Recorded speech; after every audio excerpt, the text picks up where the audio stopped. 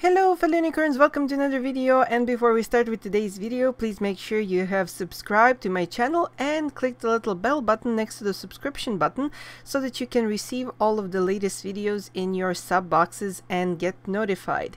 And of course, if you like my style and would like to learn how to draw in this particular style and do your own original fantasy creations, please make sure to hop onto Amazon and check out my Manga Crash Course Fantasy. Of course, if you are a beginner, there is no reason to fret because my first book, Manga Crash Course, is there for all the basics, and it offers a lot of lessons for anyone who wants to learn how to draw manga, and it doesn't require a single day of practice. So make sure to check out my books, and let's continue with today's video. And this is number 6 in my Era of Fantasy collection, and it will feature the King of Spades. Last week we did a video on his sister, the Queen of Spades, so if you would like to learn more about this story, make sure to click on the links down below and check her out as well. And if you guys are wondering why I'm drawing so many different card characters, well, that's because of an upcoming, well, ongoing Kickstarter campaign to fund my very own originally designed manga playing cards. You can pledge today and get your own uniquely designed set of manga playing cards by following the links down below for this Kickstarter campaign. The Kickstarter campaign is going to be featuring 2 sets of cards. One set of cards will be the Twisted Wonderland, and one of them will be Corrupted Wonderland. And check them both out, because I personally have tried to create a set of playing cards that would literally be something that I always wanted to own during my entire life of loving fantasy. So I have channeled my inner desires for the graphic design and the character design, and of course all of these characters will probably one day be featured as my own manga. So if this project succeeds, it brings more of a chance for me to actually create a manga of my own for these characters and bring you the full story. So speaking of the story, every ruling house has its own background story and legends and history, and I will be using every video of the characters to give you more hints and more insights into the storyline of each character and their houses and their families. So this time I will be speaking more about the Spades house and the King of Spades. The legend says, as you can see and read on the official Kickstarter project, the legend says that a child will be born with a mark of a unicorn, and that child is prophesied to bring fortune and happiness and harmony to all of the kingdoms. But what many people did forget to mention is that if this child meets great disappointment or sadness or misfortune, all of that might be undone and the entire country will go into chaos and war. And this particular character has the sacred duty of guarding this special child, which is his sister. She was born with a mark of a unicorn, with a unicorn horn on her forehead, and his entire lifelong mission was to guard her, to keep her safe, to keep her smiling. He really does love her sister. He was never the type to be jealous because he was overshadowed by her significance. He took upon himself the duty to make sure to find her the best, most caring, most beautiful, most wonderful husband, so that she might live her life in eternal happiness. And even himself, he found through that his own happiness by marrying the sister of King of Hearts. the Queen of Hearts. So this is like the most harmonious couple you will see in my story. Both of them fell in love at first sight. They were just perfect and made for each other, and you can see some of those details on him when you see the red details on his uniform, which symbolize the House of Hearts. And the two of them just couldn't stop being together. They just fell in love instantly. They felt this click, and this was supposed to be one of the greatest eras their kingdoms have ever seen, where the couples of royals would literally love each other and have very promising future. But as every story has to have certain twists, certain stuff happened, and you can see the darker sides of each character in the opposite side of their card. So when I flip this artwork, you will see the darker side of the character, and I will be talking more about it when the time comes, I guess.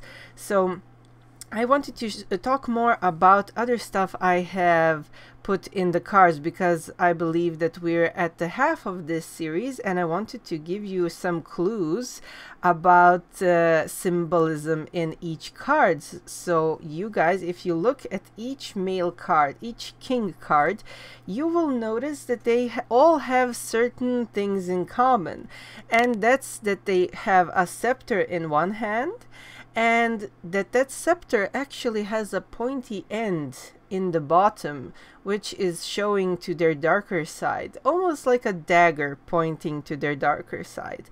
This is something that I have included into each and every king card. And there's also one little thing that a lot of characters have in common, and that's this very peculiar accessory on their head. It's based actually on a shape of a bookmarker. So this thing that's on their head is a bookmarker, and it's usually something like a fashion choice of mine to include it on the character. But there is a significant little detail that a lot of you might have missed, and that is the black bookmarker. So when you see a character that has a black bookmarker hanging from their head, it means that they are in mourning, that somebody close to them died. So make sure to go through all of the cards and let me know if you find more than one character that has a black bookmarker. That's a hint, and I'm gonna be just stopping right here just to make sure that you guys can like locate all of the characters so far that have the black bookmarker. And of course, the king figures always have something that's showing a part of their personality. So on the other side of this card, you will see a lot of papers and pens, and that's supposed to show that our King of Spades is a great tactician. He's a very diplomatic leader. He knows his stuff about strategies and planning a kingdom. But when we flip the card, we will also see that he never actually was ready for the cruelty and the tough parts of being a ruler.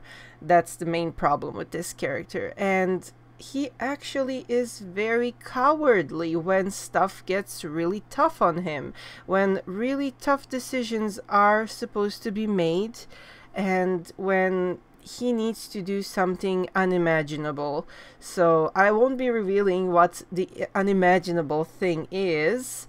And luckily, this document that he had to sign and he had to literally cry over is being blurred here. And I think you might be able to guess what this document is if you check out the main page of the project. I think the scanned image is big enough for you guys to read what the top of the document says. So it's been very tough for this character. I have to admit, I sometimes enjoy like putting my characters through very tough decisions and through very tough storylines, and yeah, I'm not envying this guy like at all. So I'm very sad about things that will be happening to him, and he won't have so much of a chance to improve and so much of a chance to grow as a character, I'm afraid, because of all of the stuff that's happening to him is happening very fast. But yeah, maybe one day I will have enough time to write the actual full story and make sure to include some sort of a character development.